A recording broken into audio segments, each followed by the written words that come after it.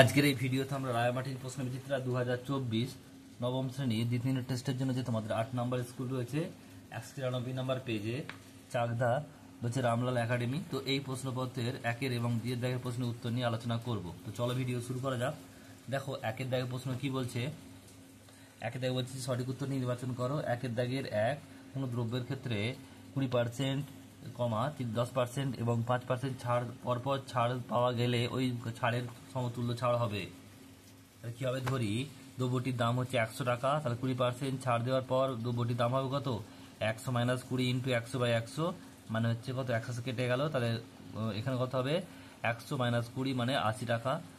দ্রব্যটির দাম 80 টাকার উপর 10% ছাড় দেওয়ার পর দ্রব্যটির দাম হবে 80 - 80 × 90, সরি 80 × 10/100, 0 কাটলো, তাহলে 8 × 9 = 72, সরি 8 × 1 = 8, তাহলে 80 থেকে 8 বাদ দিলে হচ্ছে 72 টাকা।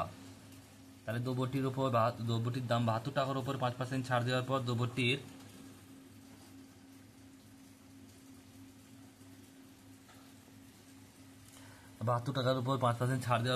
দাম হবে কত, 72 - 72 × 5/100। তাহলে এটা কত হবে, দেখো 72 - এটা গুণ করে 100 ভাগ করলে হবে 3.60, এটা বিয়োগ করলে হবে 68.4 টাকা। তাহলে মোট ছাড় কত হলো, 100 থেকে 68.4 বিয়োগ করবো 31.6%। এটা হচ্ছে মোট ছাড় দিয়েছে। অপশান নাম্বার কত হবে দেখে নাও, অপশান নাম্বার সি হবে। নেক্সট প্রশ্ন বলছে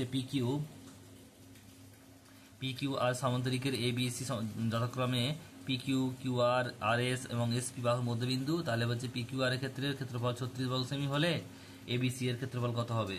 ছবিটা আঁকবার আগে প্রথমে দেখো এখানে PQRS সমান্তরিক আর এর মধ্যবিন্দু দেখো, PQ এর মধ্যবিন্দু A, QR এর মধ্যবিন্দু B আর C আর D যোগ করা হলো, তাহলে এটাও সামান্তরিক উৎপন্ন হবে। তাহলে ABCD একটি সামান্তরিক, তাহলে ABCD এর ক্ষেত্রফল কত হবে, হাফ হবে। কার হবে, PQ যে পড়া আছে PQRS এর অর্ধেক হবে, তাহলে হাফ ইন্টু 36 মানে 18 বর্গ সেমি। উত্তর হবে 18 বর্গ সেমি। অপশন নাম্বার এ সঠিক উত্তর হবে।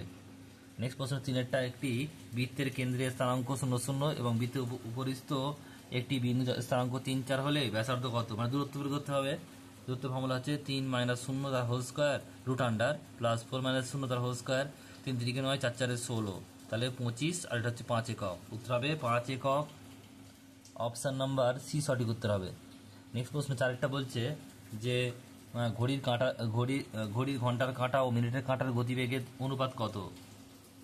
ঘন্টার কাঁটা 12 ঘন্টা অতিক্রম করে 2πr মানে পরিধি, একে কত হবে 2πr/12, আর মিনিটের কাঁটা কত করে 1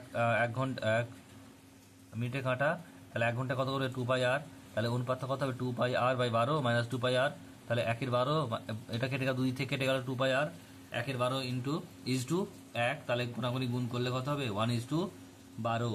অপশন নাম্বার এ।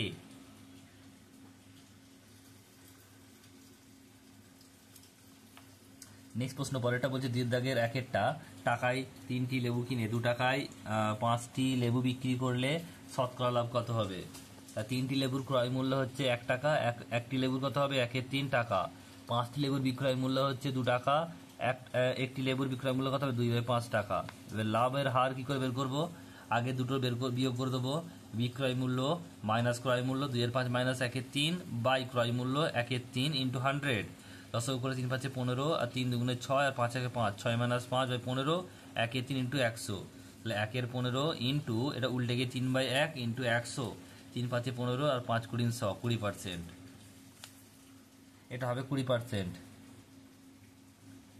নেক্সট প্রশ্ন বলছে ত্রিভুজ ABC এর AC বাহুর উপর D যে কোনো একটি বিন্দু PQRS হলো যথাক্রমে AB, BC, AD এবং DC বাহুর মধ্যবিন্দু। যদি BD 7 সেমি হয় তাহলে PR এবং QS সমান কত হবে।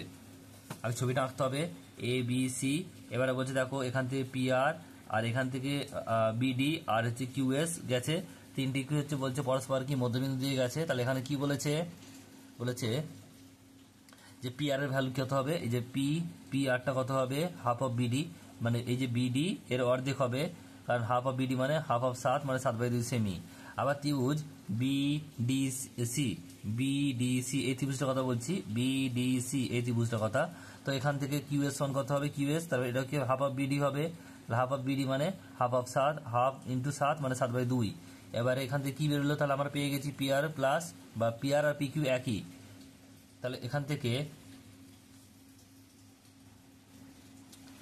একটা পিআর হবে, তাহলে পিআর প্লাস কিউএস তোমার 7/2 প্লাস 7/2 লসাগু 2, 7 প্লাস 7 মানে 14, তাহলে কত হবে এটা 14/2 মানে 7, এটা 7 সেমি, উত্তর হবে 7 সেমি। নেক্সট প্রশ্ন পরেরটা বলছে 3 দাগের প্রশ্ন।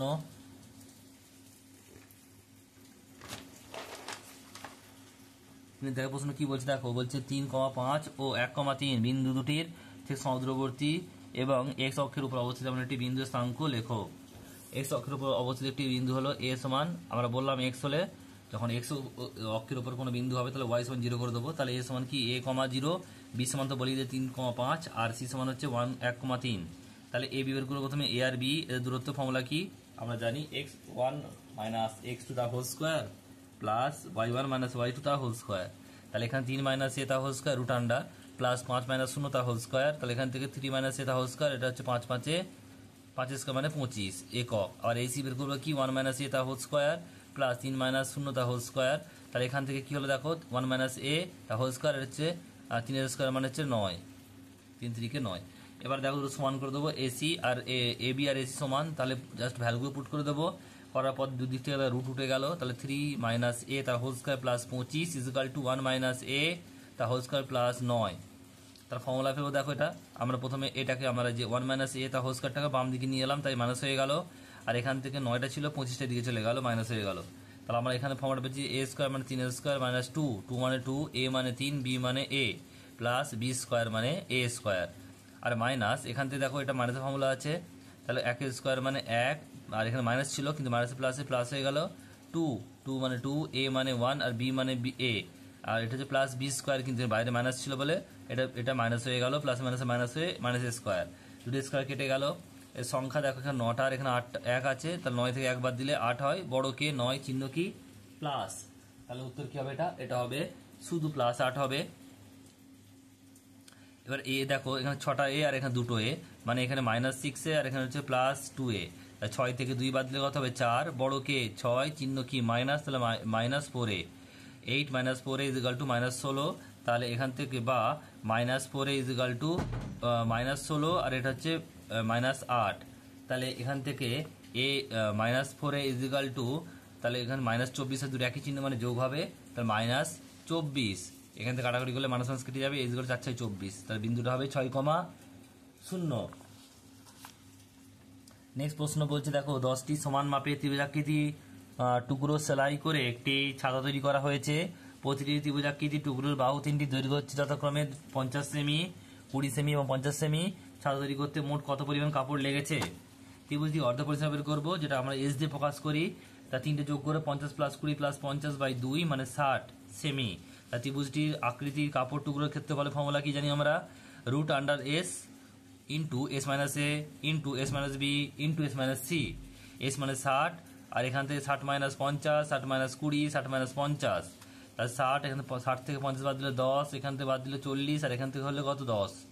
আমরা এটা ভেঙে নেব দুটো 10-এর জন্য, দেখো এখানে একটা 10 এখানে 10, একটা 10 বেরিয়ে গেছে, রইল কত এই 24, এটা হচ্ছে এখানে 6 এখানে 4 নিচ্ছি আর দুটো 10কে পাশাপাশি গুণ করে দিয়েছি, একটা 10 ছিল বাইরে এই 10টা আর একটা এই দুটো 10-এর জন্য একটা 10 বেরিয়েছে, এখানে এই 6টাকে 3 দুগুণে 6 আর 2 দুগুণে 4 করেছি, 10 10 100, আর এখানে দুটো 2-এর জন্য একটা 2 বেরিয়েছে আর ওটা হচ্ছে কত 3 দুগুণে 6 পড়ে রয়েছে, তাহলে 200√6 বর্গ সেমি। 10টি ছাতা তৈরি করতে আমার কাপড় লাগবে 10 দিয়ে গুণ করবো, 10 ইন্টু 200√6 মানে 2000√6 বর্গ সেমি। নেক্সট প্রশ্ন পরেরটা বলছে দেখো এটা রিপিট অঙ্ক 5এরটা, প্রদত্ত পরিসংখ্যা বিভাজন তালিকা থেকে দ্বিতীয় শ্রেণীর পরিসংখ্যা ঘনত্ব আপেক্ষিক পরিসংখ্যা নির্ণয় করো। এখান থেকে দ্বিতীয় কথা বলছে, দ্বিতীয় শ্রেণীর কথা বলেছে, তা পরিসংখ্যা ঘনত্বের ফর্মুলা কি, শ্রেণী পরিসংখ্যা বাই শ্রেণী দৈর্ঘ্য, শ্রেণী পরিসংখ্যা কত 5 আর দৈর্ঘ্য কত দেখো 80 থেকে 75 বাদ দিলে 5 হয়, তা 5/5 মানে 1। আর আপেক্ষিক বলেছে, আবার আপেক্ষিক পরিসংখ্যা কত ফর্মুলা কি, আপেক্ষিক পরিসংখ্যা ফর্মুলা হচ্ছে শ্রেণী পরিসংখ্যা বাই মোট পরিসংখ্যা, শ্রেণী পরিসংখ্যা কত জানি 5, দেখো 5 আর সবগুলো যোগ করে দেবো, মোট গুণে 3 যুক্ত 5 যুক্ত 7 যুক্ত 6 যুক্ত 4, সবগুলো যোগ করলে হয় 25, 5/25 মানে 1/5 মানে হচ্ছে 0.2, এটা হচ্ছে উত্তর।